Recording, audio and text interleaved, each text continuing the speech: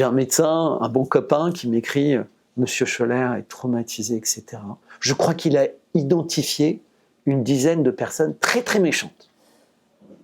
Mais vraiment très méchantes. Et il pense que ce sont les plus... quel était le terme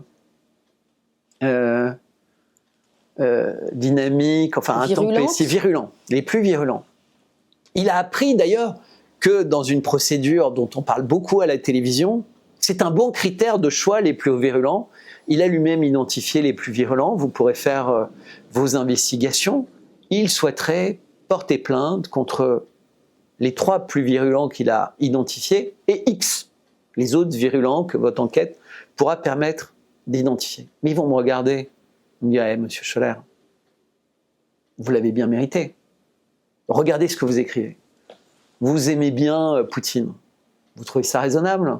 Vous avez pris la défense des Palestiniens de Gaza, alors qu'en France, tout le monde sait très bien que ces gens sont la peste et le choléra, à la fois, à côté du pays le plus moral du monde, à côté de l'armée la plus morale du monde. Vous avez mérité, monsieur.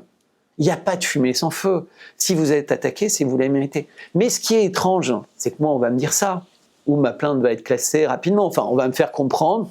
Là, je parle d'un avocat.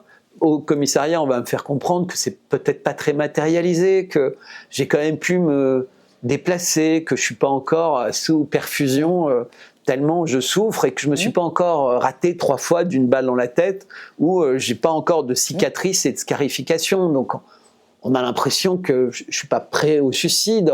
Cette loi sur le harcèlement, c'est quand même pour les gens qui pourraient se suicider.